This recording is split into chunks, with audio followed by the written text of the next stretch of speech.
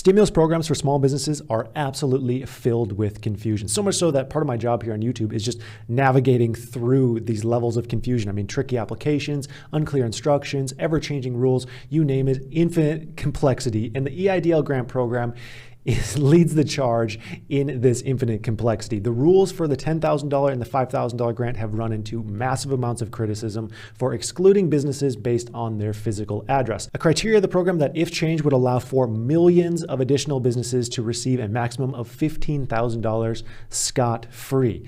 And it appeared that some great news may have popped up earlier this week when a Dallas News article interviewed the SBA's Dallas-Fort Worth District Director, Herbert Austin. And in this interview, the director spoke of various issues with the program, like not getting out as much funding as they had hoped. And he was also quoted saying the program would eventually open to all applicants, meaning the low-income census tract criteria wouldn't matter anymore at some point in the future. A massive surprise to everyone. And having followed this program closely for a year now, I was shocked by this announcement, but I was also confused because I understand how the rules work and what it takes to change a guideline. So I wanted to get to the bottom of this before making a big announcement. As bad as I wanted to make a big announcement, I wanted to post a video basically acting like Oprah, like you get 10,000, you get 5,000. I wanted to be able to do that, but I needed to get all the facts straight first. So to help understand what's really going on in this video, I have reached out to Mr. Austin himself, the SBA director over in Dallas-Fort Worth. I've reached out to the SBA's Office of Disaster Assistance, and I've spoken with the journalist who interviewed Herbert Austin and broke this story. That way we can take all the information and piece it together and really understand what is going on and who can actually expect these $10,000 grants under the current guidance. So first, let's start off with the program details for the newer viewers here, maybe if you haven't yet applied for the program. And by the way, my name is Maher, and I cover all things news that make you money. Welcome if this is the first time on this channel. So the EIDL grant, it's kind of a two-section grant where there's the targeted EIDL for $10,000 and the supplemental targeted EIDL for an additional $5,000. To be eligible for the $10,000 grant, your business needs to be located in a low-income census tract per the SBA's mapping tool. You need to have 300 or fewer employees, and you need to see a reduction of 30% in gross receipts on an 8-week compared to an 8-week basis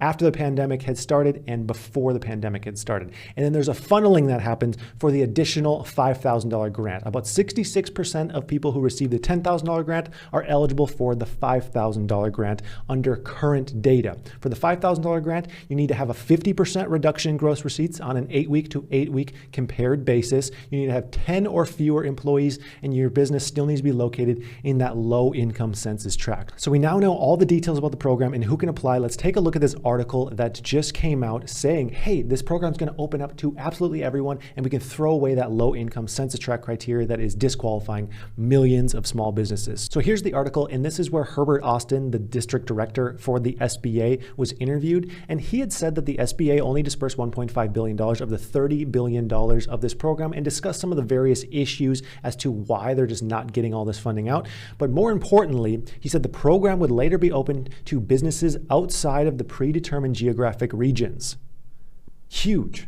A huge change. And it's actually referenced twice in this article. While the two grant programs will eventually open to businesses in areas that aren't low income, Austin said he doesn't have a timeline for when that will happen. So I read that and I was hoping it was true, but I wanted to be 100% sure that it was accurate before putting that information out there. So first off, I reached out to the SBA's Office of Disaster Assistance. This is the department that actually facilitates the EIDL grant program. And I said, there's an article being passed around where the SBA's Dallas director is saying the EIDL grant program will eventually open to non-low income areas. Could you confirm or deny this?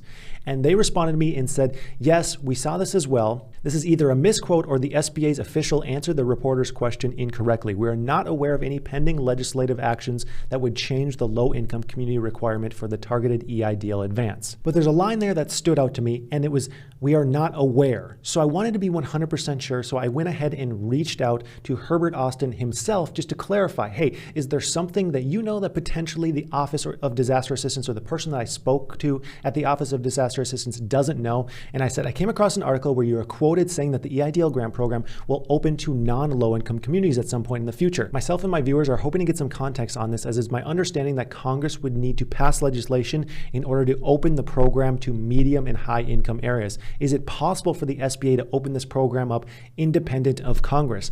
And Thankfully, Mr. Austin was actually gracious enough to respond to me, and he had said this was a mistake by the newspaper and they'll be making a correction. The way the statute is written is very clear on how the money should be spent. This was a misinterpretation by the writer. If you did not receive an invite, you cannot apply. Sorry for the misunderstanding.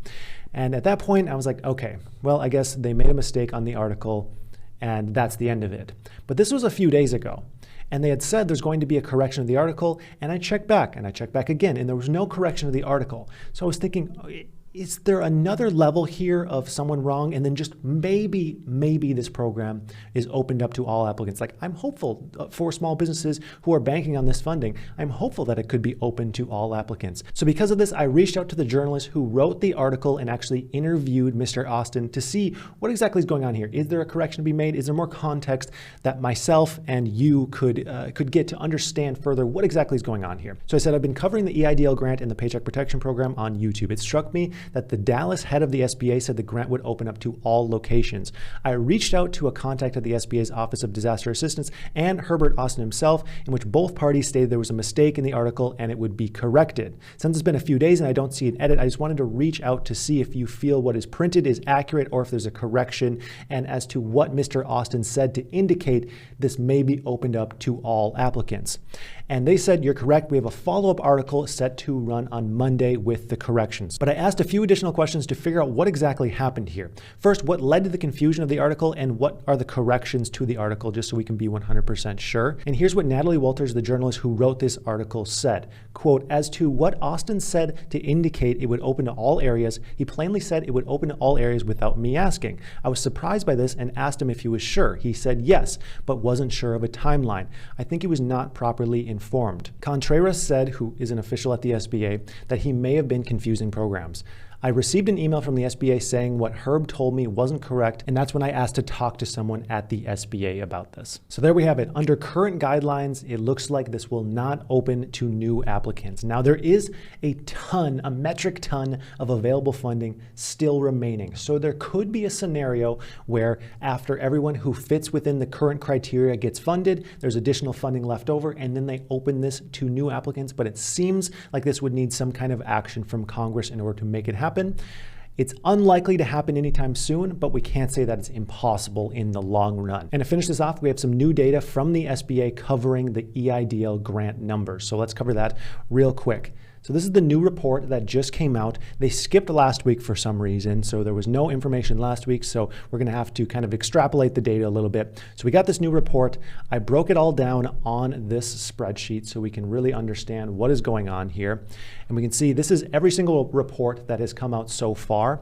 Here's the most recent report, June 24th. There's now 193 approvals for the $10,000 grant. Now we didn't have a report last week, so I broke down this 2-week report into two separate week increments of 14,763 approvals each week, which is actually down from the peak of 21,974. So this is not a trend that we want to see. It's a bit frustrating to see these numbers going down, and it's also frustrating that we didn't have the numbers last week, that they just skipped a week for reporting. And we can see the total percentage of businesses approved is just shy of 20% now. So about 81% of businesses who have applied and are eligible for this funding still need to be funded for the $10,000 advance.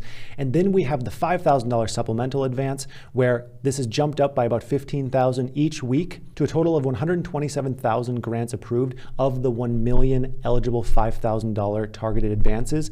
And I did some math here, and it turned out that 66% of recipients who received the $10,000 grant are also receiving the $5,000 under current numbers. So a majority of people, if they receive the $10,000, are getting the $5,000, and it seems to happen very quickly right after you receive that $10,000. So that's going to do it for today on all things EIDL grant. If you enjoyed this presentation, if you enjoyed the effort that I put into this, make sure you like the video and subscribe for more information like this. I would like to thank you for watching, and I hope you have a profitable day.